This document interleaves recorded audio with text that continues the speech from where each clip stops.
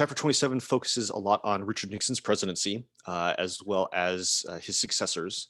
One of the things to keep in mind is that Nixon's presidency is fundamentally game-changing, not necessarily in terms of his policies, but in terms of the effect that it has on the American people's faith and trust in their government. Right? It is strange to think about, but for the beginning of the country, to varying degrees, but up until the 1960s and even the early 1970s, generally speaking, Americans trusted the government. They believed the government told the truth. They believed that it was looking out for them. And that changes in a very, very real way. So much so that nowadays, when people talk about how they trust the government, people think that it's a joke.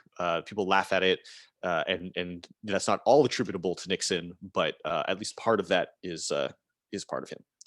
Note that a lot of the shady stuff Nixon does is not revealed until much, much later, like, for example, sabotaging the Paris peace talks.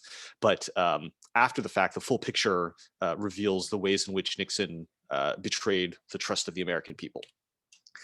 Nixon gets elected using what he refers to as the Southern strategy. And it's not a coincidence that the South votes overwhelmingly for Nixon and that the South overwhelmingly votes for Republican candidates from Nixon's time all the way to the present. You'll notice that Nixon's election is right after the Civil Rights Act and Voting Rights Act are passed. And so this picture shows him in Georgia and uses the kind of slang nickname for the South of Dixie to indicate that Nixon relied upon Southern electoral votes in order to win his election in 1968. Now, that Southern strategy, if you want to give the most favorable interpretation, is that he appeals to Southern priorities at the time, things like states' rights. If you want to take the less charitable interpretation, which is one that a Republican strategist named Lee Atwater spoke about in 1981, this is a much more cynical and also racist interpretation of how Nixon got elected. The idea being that in 1954, you'll note that's the year of Brown versus the Board of Education, Republican politicians can get elected by saying N-word, N-word, N-word. It's also worth noting that in the 50s, there were most Southern elected officials were Democrats. So Southern elected officials can get elected by saying N-word, N-word, N-word. But by 1968, you can't say the N-word because overt racism is no longer acceptable, right? And so because of that backfire, instead, Southern politicians start using phrases like forced busing, states' rights, and all that stuff. Now you're talking getting so abstract.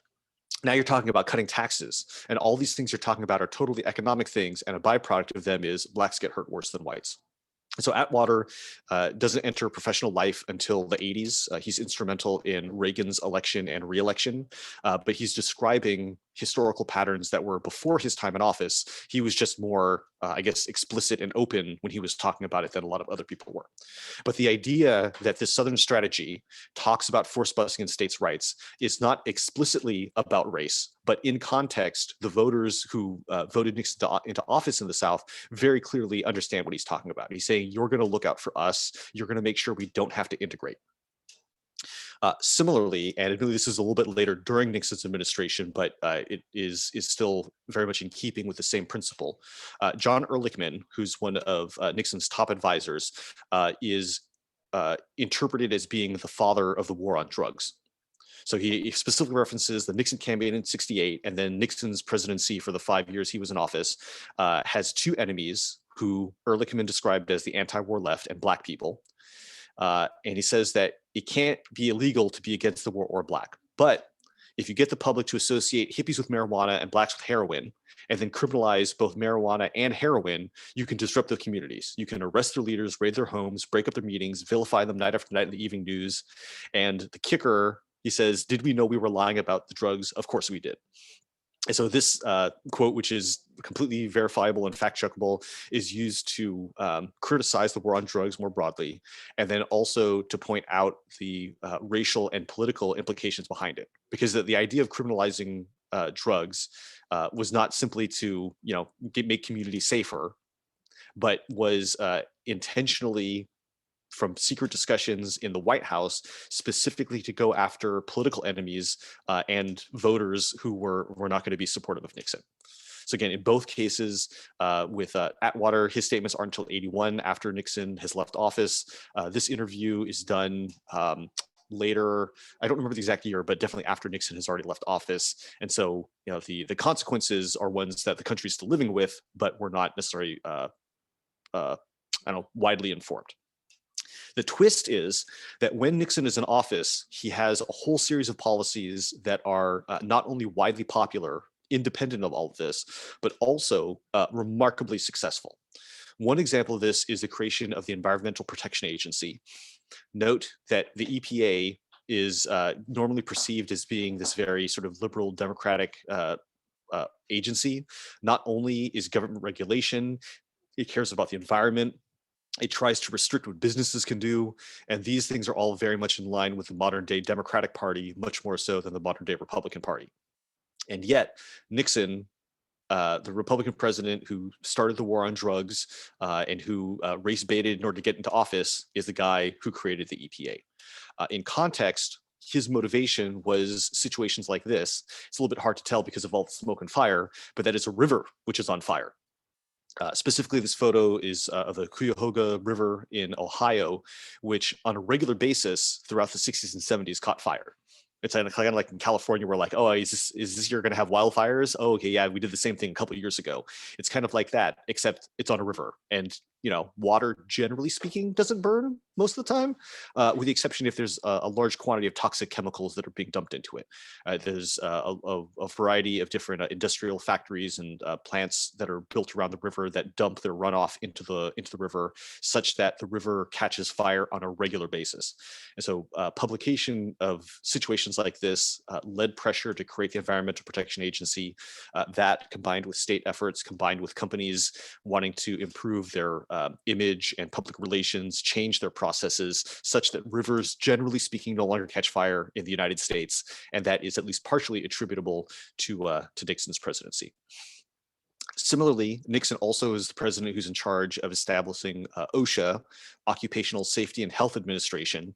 Again, the federal government is going to tell businesses what they can't do, in this case, not to protect the environment, but instead to protect workers. The idea being that workers have to have safe working conditions.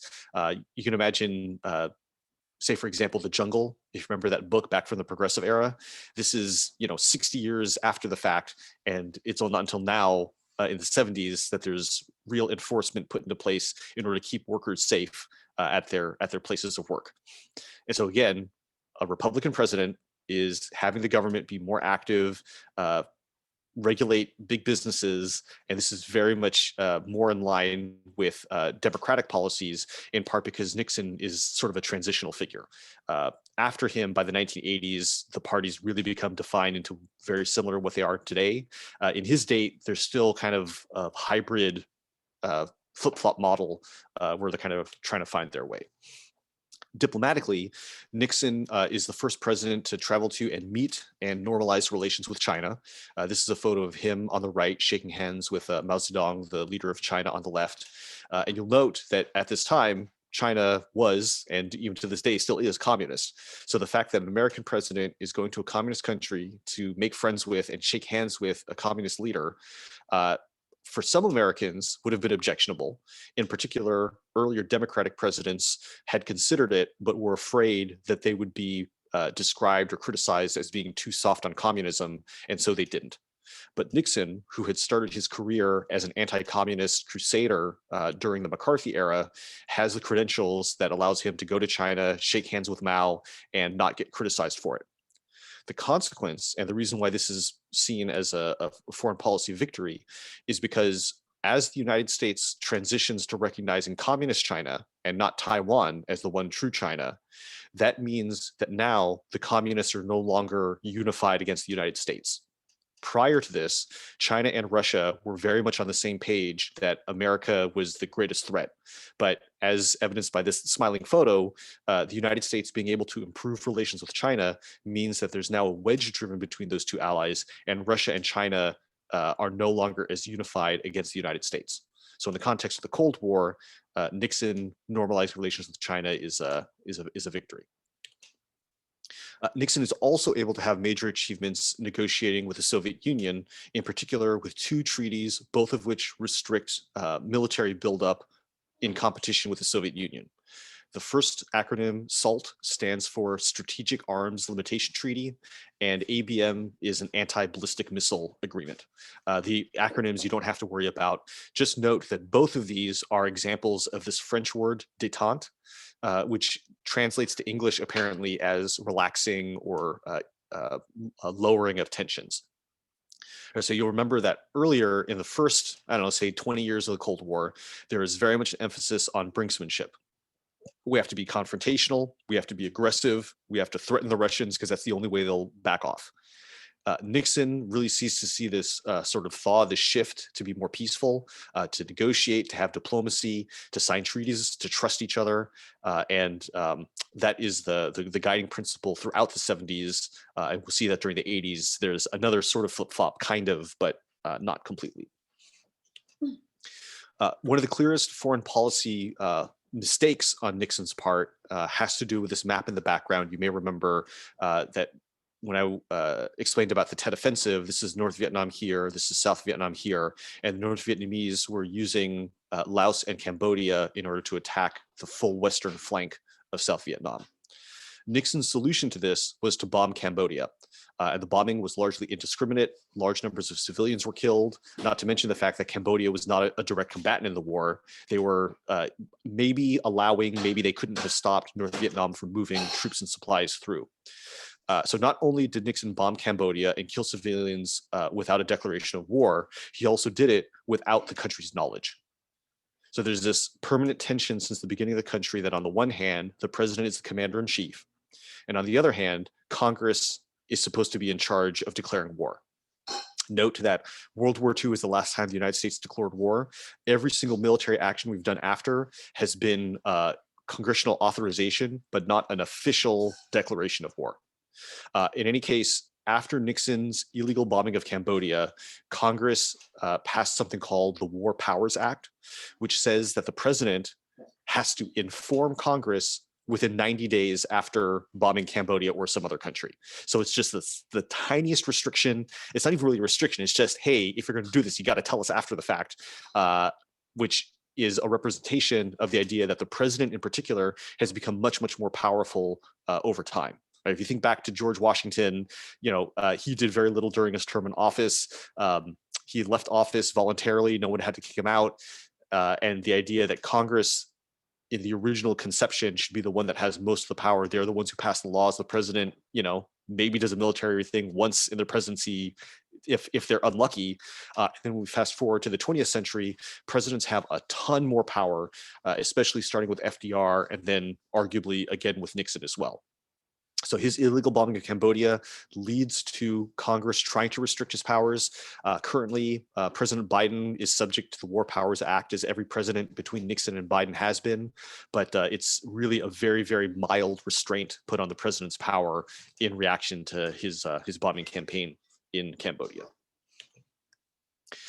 You may remember from just a few minutes ago that one of the Nixon administration's major enemies was the anti-war effort.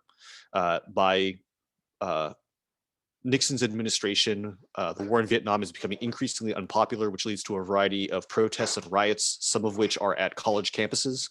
In particular, Kent State University and Jackson State University both have protests that result in law enforcement in some fashion, either National Guard or campus police or other agents of the state firing upon and killing protesters. In Kent State, it was white students who were shot and killed. Jackson State, it was black students who were shot and killed. As you might imagine, Kent State got a lot more press and news coverage, and a lot of textbooks will only mention Kent State and not mention Jackson State because, reasons. In any case, this is usually used as kind of the representation of the strong anti-war sentiment. Note that with some exceptions, students were subject to the draft, at least the men were because they were over 18, but college students could typically get deferrals while they were in college, with the effect that students who either didn't have the money, didn't have the grades, or otherwise couldn't be in college were more subject to the draft. And that was one of the things that the students at these universities were protesting, not just to save themselves from the draft, but also arguing that the war was unjust, in particular, the way in which it unfairly drafted from non-college students. The 70s also sees increased division over issues like abortion. The 1973 Supreme Court case Roe versus Wade legalized abortion in the United States. And you'll see two protesters here. Actually, you can't even see the protester on the left, but you see the sign at least, pro-abortion access, and the sign on the right, and the woman there opposed to it. Note that in the United States, uh, the decision of Roe versus Wade was not rooted in the idea that women can control their own bodies. It is instead based in an earlier case that had to do with birth control and is rooted in the idea of privacy. If the government is going to figure out who's on birth control so that they can arrest them because it used to be illegal, that's an invasion of privacy. If the government is going to find out who either has or is going to have an abortion, that's an invasion of privacy. And as a result, for the last 48 years, abortion has been legal in the United States. In the last maybe 10 years or so, there have been lots of restrictions put in place, either that have mandatory anti-abortion counseling prior to getting an abortion in some states. Other states, there's restrictions put on requirements that someone at the facility have medical admitting privileges at an emergency room, which is basically never needed, but is implemented in order to reduce people's access to abortions. And that is one of the primary contentious issues nowadays in 2021. The 70s also sees an effort both to pass the Equal Rights Amendment as well as to stop it. The woman in the picture here is Phyllis Schlafly, and she, as you might indicate from her sweater, wants to stop the Equal Rights Amendment from passing. You'll remember from last Friday, we were looking at the SAQ on the National Organization for Women, that the Equal Rights Amendment would specify that discrimination based on sex was illegal. Currently, the ERA, because it is not in effect, there are potentially protections for women through the 14th Amendment, but those could be overturned by an act of Congress or by a court decision because it is not a constitutional protection. One of the primary arguments that was effective in getting the ERA opposed was, remember that during the Vietnam War, there was a draft. And so there were questions about, well, if the ERA passes, does that mean that women aren't going to be drafted like the men? And of course, the twist is that shortly after the ERA fails, the United States stops the draft, and that no longer becomes an issue. But that was one of the guiding arguments that motivated people to oppose the Equal Rights Amendment. In an odd parallel to today, in the 21st century, there's a number of states that over the last maybe 5 years or so have passed laws regarding which bathrooms trans people are allowed to use. And like Target, for example, nationwide says their official policies, people use the bathroom you want to use, just, wash your hands after. And states have said, no, we want to make sure that people are only using the bathroom that their driver's license says, that their birth certificate says. And questions around bathroom usage were also central to the argument about the Equal Rights Amendment. Opponents, including Phyllis Schlafly, argued that if the ERA passed, that men and women would use the same bathrooms, and as a result, they should oppose the Equal Rights Amendment. Realistically, that probably wouldn't have happened, but since the ERA never passed, we never saw court decisions to conclusively prove it. And there's, in the last maybe year or so, there's been more discussions about the Equal Rights Amendment and seeing if there's momentum to get it passed now. But it's worth noting that it was actually proposed back in 1920 when women first got the right to vote, was defeated. It then was proposed again in the 1970s with the women's rights movement, then was defeated. And so there's this possibility maybe of a third time. I'm not sure. In any case, the Equal Rights Amendment is in a lot of ways kind of the farthest advance that the women's rights movement was able to get. Later in the 1970s, especially in the 1980s, there's a backlash against the women's rights movement, so much so that in large parts of America, especially on the internet, the word feminist is an insult as part of this backlash against the women's rights movement in the 1970s. I'd shown you earlier this picture, or I guess a different picture with the UFW. Over here is Cesar Chavez. Over here is his brother Richard. Over here is Dolores Huerta. This is Philip Veracruz. But just a reminder that there is a multiracial, multi-ethnic labor cooperative that leads and organizes the most successful strike in American history. In particular, the strike combined with the boycott of grapes grown here in California, a little bit of somewhat local history, is again one of the most successful ones in American history. Of course, since then, in the last 50 years or so, the situation for agricultural workers has not improved. In a lot of cases, it's actually gotten worse.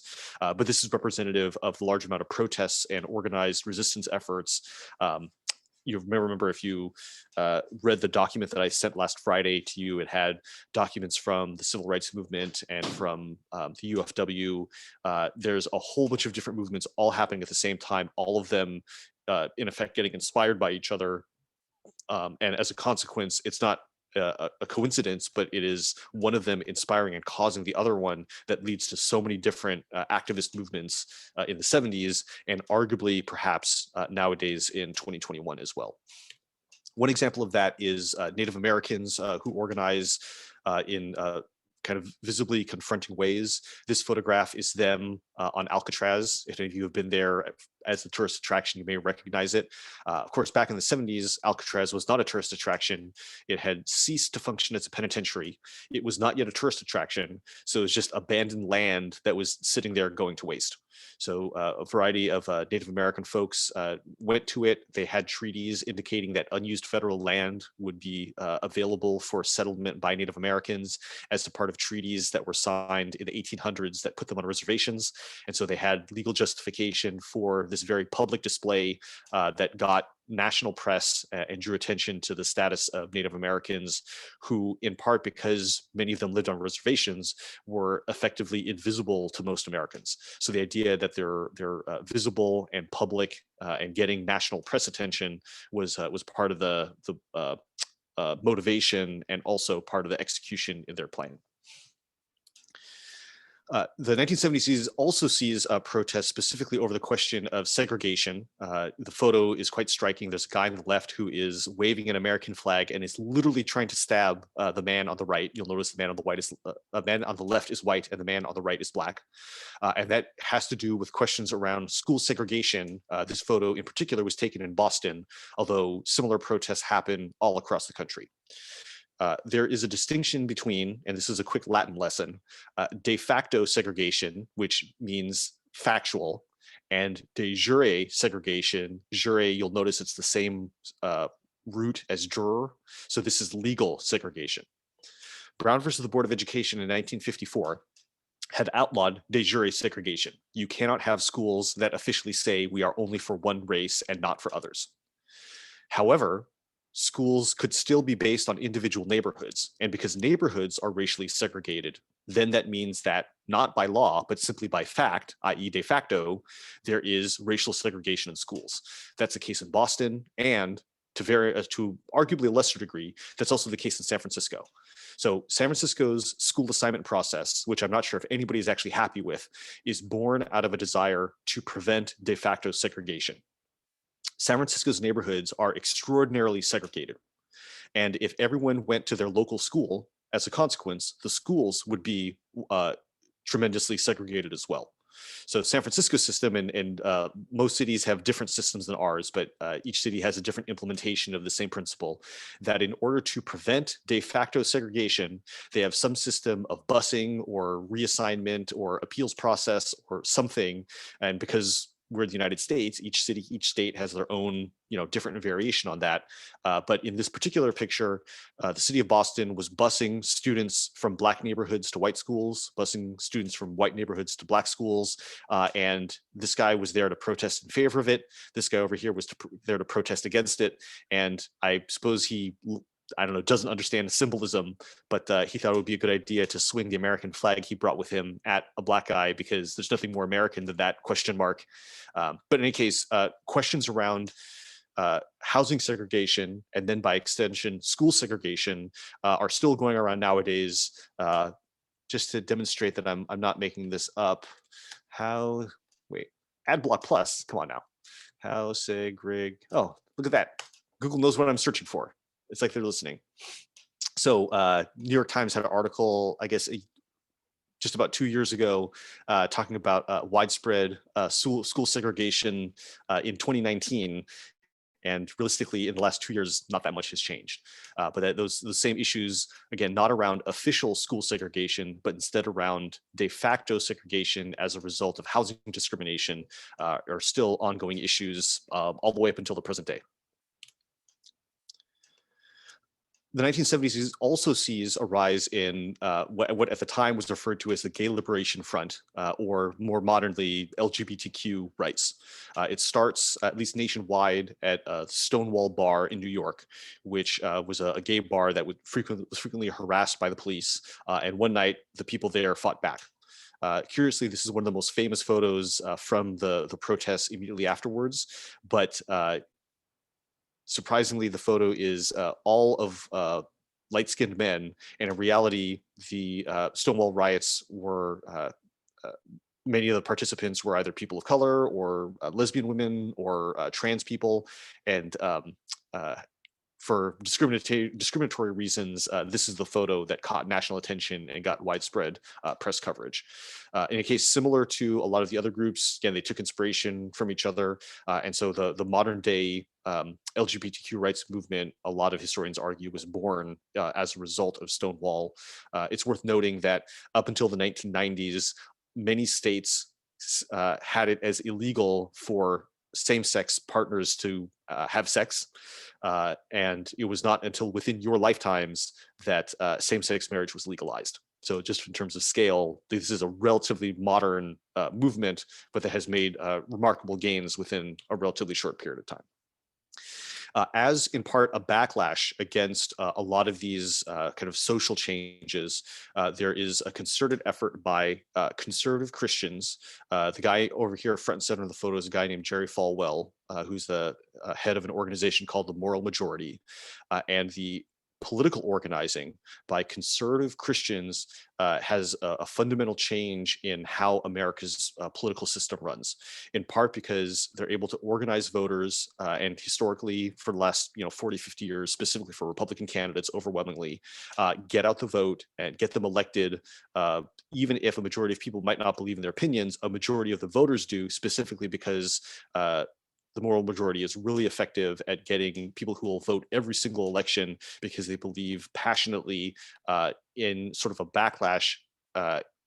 They favor more traditional lifestyles. So, for example, they will explicitly say that they are opposed to what they would call deviant or aberrant sexual orientations. And so, as gay and trans rights have increased, they gain more power and influence as a backlash. They are opposed to that. The 1970s also sees changes in divorce laws that make it easier for couples to get divorces, in particular, easier for women to file for divorce. And so the moral majority says, no, we believe in traditional families, traditional marriage, traditional everything in effect. And so it is a direct result and a backlash against the protest movements of the 70s. And then B, as an effect, they have effectively made the United States more conservative than they would be otherwise, because they're so effective at organizing voters and getting their candidates elected. Also in having matching outfits, because their coordinated outfit game is on point. The 70s also sees a variety of devastating economic effects. It's hard to believe, but not that long ago, the United States used to produce stuff. In fact, we used to produce lots of stuff. But in particular, the Rust Belt, the area in the red and indirectly the area in the brown, had significant declines initially in unemployment, but then more broadly in a variety of other negative effects. The idea of the Rust Belt, you have metal things, and when metal is either not used or exposed to the elements, it rusts, it gets nasty, you can get tetanus from it, and it's no longer usable. So the idea is that the United States used to produce a ton of stuff, in particular, Michigan, especially in the car industry. But also we used to make, electronics and appliances and all sorts of stuff that, some of it's still made in the United States, but increasingly a lot of it is made in other countries, or the stuff made in the US is made with automation, right? Both of which result in fewer workers, which has driven unemployment in all of these places. You'll note then in the coal mining industrial mix, if you are no longer making stuff, you no longer need to buy coal in order to power the things that you used to make. So the initial wave of unemployment hit the red area, the secondary wave hit the brown area, and there's revitalized bits on a tiny handful of cities, but otherwise widespread unemployment and devastation in effectively all of West Virginia, rural Pennsylvania, the entire state of Ohio, most of Michigan, and it is that effect from the last 40 years that has led not only to unemployment, but has also led to crime. It's led to drug addiction, and because of a sense of desperation and a feeling that they've been left behind by the rest of the country, uh, increasingly rural voters turn towards the Republican Party, and in particular towards Donald Trump. Right. So the idea that you'll notice all these revitalized areas are in the cities, and meanwhile, there's all these rural areas that feel like they've been left behind.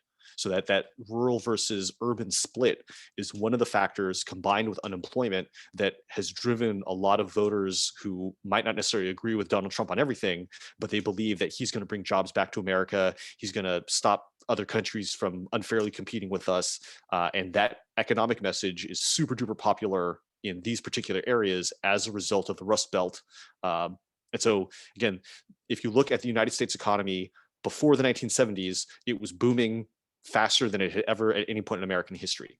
If you look at the American economy from the 80s onwards, it has either been struggling or all the wealth has been concentrated at the top, both of which contribute to a sense of kind of hopelessness and desperation, feeling left behind, that is best represented by these areas. But there's other examples that you could point at other parts of the country as well. In 1972, Richard Nixon wins re-election overwhelmingly. You'll note that the only two places that he loses are Massachusetts and Washington, D.C. DC does get electoral votes. There's an effort to try to get them statehood, which would most importantly give them votes in the Senate and potentially break the 50-50 deadlock that currently exists. But in any case, Richard Nixon wins just as a cakewalk, right? Remember that a lot of the things that he did, like bombing of Cambodia and sabotaging the Paris peace talks, were secret and were not made public until later. But meanwhile, OSHA and making peace with China, all of that was public, and Nixon is wildly popular in 1972. What's surprising, however, is that the Watergate scandal actually breaks before the election. It's, I think, middle of June in 1972, a full 4 months before Nixon is reelected. Newspapers start publishing, wait, it turns out actually that like there's guys who broke into a place and the president told them to do it because he wanted to spy on his enemies. And a majority of Americans were like, yeah, sure, sounds good. Let's reelect him. Or maybe they didn't believe it, or this is my thesis, people were kind of naturally defaulted to trust the government. And even as the story was breaking, that born out of education from birth up until adulthood, that our government is good, we can trust it, it's working for the people. That kind of intrinsic trust in the government wouldn't be stopped by a single newspaper article. But eventually, the Watergate scandal breaks, and it turns out that the public is not a fan of criminals, despite the fact that Nixon later says that when the president does it, that means it's not illegal. So someone says that they posted something on Classroom pertaining to Watergate. I'll take a look at that in just a second. I just want to clarify that in theory, in the United States, the president is not supposed to be above the law, right? The president is subject to following both tradition as well as congressional legislation. So the idea that Nixon is like, no, I'm the president, I can do whatever I want, I don't have to follow the rules, no one can hold me accountable. That attitude, at least as much as the actual criminal acts that he did, led to his downfall, right? If he had done stuff and then said, yes, absolutely, I did these things, this is why I did it, it's possible he could have stayed in power. But his refusal to cooperate and then fire people who were investigating him ultimately led to public opinion turning against him and his eventual resignation from office. Note that he resigned rather than get impeached. He was approached by Republicans in the Senate who said, you're a criminal and you're making us look bad, we need to get rid of you. And Nixon was like, okay, fine, then I guess I'll leave. This is, that's the actual carpet? Actual carpet from the headquarters, from the break-in. That is amazing. How exactly did you acquire that carpet? I'm curious. I have no idea. I was going through one of our cabinets and I found it in there and I was like, holy crap, what is this? That's amazing, because I know some people who have like pieces of the Berlin Wall, because as the wall was being taken down, people were like grabbing little chunks. I have never seen a piece of the carpet outside of the Watergate, but that is remarkable. In any case, after Nixon leaves office, at that point, the American people are like, yeah, maybe this whole like faith in government thing is misguided and we should trust the government less, maybe not at all. And that's a real turning point in making the American people less trustful of the government, regardless of party, but especially if the opposing party is in charge. Gerald Ford, his successor, takes office, and his first and really only memorable act is to pardon Nixon. Ford's rationale is that this will help the country heal. The country will be able to move past it, and we won't have to, spend all our time, rehashing everything that Nixon did. But conveniently, Nixon never faces any consequences for his actions. He, doesn't serve any jail time. He gets to keep his pension because he resigned rather than get removed from office. And Ford serves out the remainder of Nixon's term, and that's it. Note that Gerald Ford is the only American president who was not elected to either president or vice president. Spiro Agnew, the original vice president, had to leave office because of tax fraud, and then Richard Nixon resigned. So Gerald Ford was appointed vice president after Agnew resigned, and then became president after Nixon resigned. So Ford sort of kind of stumbles his way into the presidency without actually having run for election as either president or vice president. 1973 is a major turning point year for all sorts of things, not the least of which is major economic problems in the United States as a result of OPEC, the Organization of Petroleum Exporting Countries, embargoing oil sales to the United States. The United States had supported Israel in the Yom Kippur War, and in response, OPEC, which is not exclusively but largely comprised of Israel's neighbors, decided to embargo oil sales to the United States. A number of consequences happen, all of which are illustrated here. First of which is the United States lowers its freeway speed limits from 70 to 55. And so, it takes you longer to get to places. Americans are very, very unhappy about that. Americans are even more unhappy with the fact that when they go to the gas station, they're limited to only buying 10 gallons because there's rationing. Note, the last time we had rationing was World War II. We're in a time of peace. We have unparalleled economic growth. And what the hell? OPEC is preventing us from buying as much gas as we want, with the consequence that people would line up every day around the block in order to fill up on gas because they can only fill up on 10 days, and they're living in the suburbs and they have to drive a long way to work. And American sort of styles and systems of life are not conducive when oil access is limited. This is the consumer side. But for production, note that all plastic products are made from petroleum. If you're going to manufacture things, you're going to need lubricant for the machines, which is derived from petroleum.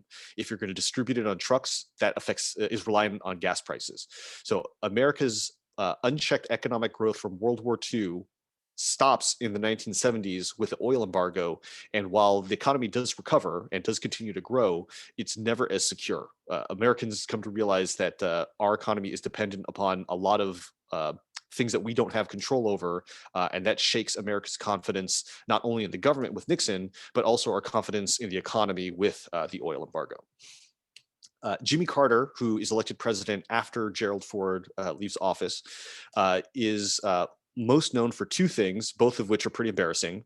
The first of which, you'll notice he's wearing a sweater, which is an odd thing to point out, except that he went on TV and told Americans, look, oil's in short supply. And turns out a lot of people heat their homes with oil. So instead of turning up the heat, you should put on a sweater. And so Americans were like, how dare the most powerful man in the country tell me to put on a sweater? Why doesn't he go and fix the oil crisis? And this was his attempt to be kind of environmentally friendly. He actually installed solar panels on the White House, but the American people were not thrilled.